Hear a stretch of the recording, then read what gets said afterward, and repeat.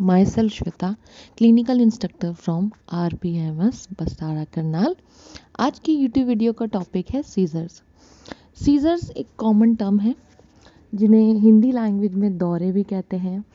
इसमें होता क्या है, सीजर्स में अबनॉर्मल न्यूरल फायरिंग की वजह से बॉडीज़ में abnormal jerking movement, abnormal movements होती हैं जो कि पेशेंट के कंट्रोल में नहीं होती हैं। ये न्यूरल फायरिंग मेनली ये एक ब्रेन डिसऑर्डर है और अबनॉर्मल न्यूरल फायरिंग के बहुत सारे रीजंस हो सकते हैं। सो वन बाय वन हम इसको डिस्कस करते हैं। इसीलिए सीजर्स को बहुत सारे टाइप्स में डिवाइड किया गया है क्योंकि हर पेशेंट के सीजर्स डिफ्रेंशिएट करते हैं। कई बार एक्सेप्शन केसेस भी अराइज हो सकते हैं। मेजर दो कैटेगरीज हैं सीजर की, फोकल एंड जनरलाइज्ड। फोकल मतलब सिर्फ एक हेमिस्फेयर में पर्टिकुलरली हो रहा है, फोकस्ड हो रहा है। इसके दो टाइप्स हैं, सिंपल एंड कॉम्प्लेक्स।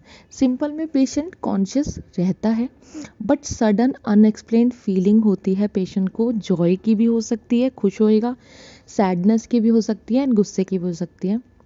इसके साथ साथ पेशेंट को नॉजिएटेड हो सकता है एंड सेंस करता है थिंग्स। कई बार सेंस भी ऐसी थिंग्स सेंस करता है जो कि रियल लाइफ में रियल नहीं है।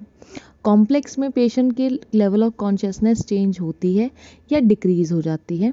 Patient lip smacking, lip movement करता रहता है, कंटिन्यूस मूवमेंट होती है और ये मूवमेंट पेशेंट के कंट्रोल में नहीं होती है।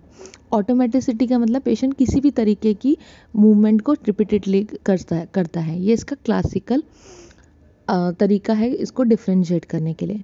नाउ जनरलाइज सीजर मतलब आपके दोनों ही ब्रेन हेमिस्फेयर्स अफेक्ट हैं।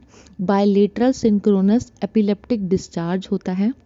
बायलेटरल मतलब दोनों लोब्स में, सिंक्रोनस मतलब सिंक में आपका एक एपिलेप्टिक डिस्चार्ज होता है पेशेंट की ब्रेन में।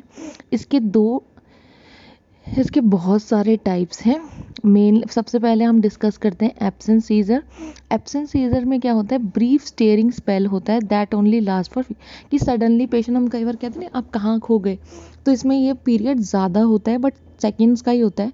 ये मोस्टली एब्सेंट सीजर आपका पेशेंट आपके चिल्ड्रंस में पाया जाता है। ईईजी में 3 हर्ट्ज स्पाइक वेव्स पैटर्न देखने को मिलता है और ट्रिगर होता है ये हाइपर वेंटिलेशन और फ्लैशिंग लाइट्स की कंडीशन में।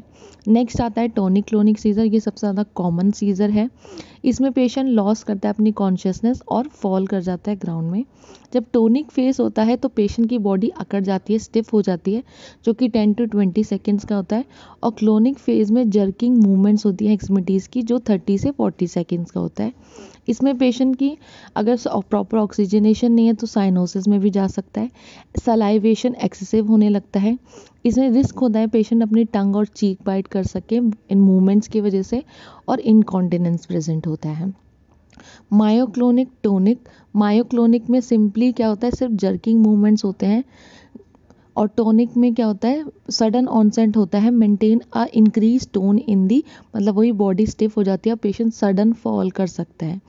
क्लोनिक में क्या होता है, लॉस ऑफ कॉन्शियसनेस होती है और पेशेंट सडन लॉस करता है मसल टोन को, फॉलोड बाय लिम्ब जर्किंग विच मे और मे नॉट बी सिमेट्रिकल। जो लिम्ब जर्किंग होती है वो सिमेट्रिकल भी हो सकती है, सिंक्रोनाइज भी हो सकती है और नॉन सिंक्रोनाइज भी हो सकती है। नेक्स्ट आता है आपका एटोनिक सीजर। एटोनिक सीजर को ड्रॉप अटैक भी कहते हैं।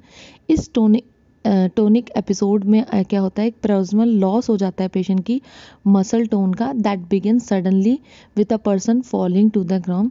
इसमें पेशेंट को बहुत ज़्यादा रिस्क होता है कि आपकी पेशेंट के सडन टोन डिक्रीज हो जाता है मसल्स का, और पेशेंट क्या हो जाता है, सडन रिस्क हो सकता है कि पेशेंट गिर जाए, और हेड इंजरी को रिस्क क्या होता है पेशेंट में इंक्रीज हो जाता है। तो अगर किसी पेशेंट की हिस्ट्री है, उसे एटोनिक सीजर्स आते हैं, तो उनको एडवाइस किया जाता है कि आप जब भी स्टैंडिंग करें या तो हेलमेट्स वियर करें ताकि ब्रेन को हम मैक्सिमली प्रोटेक्ट कर सकें।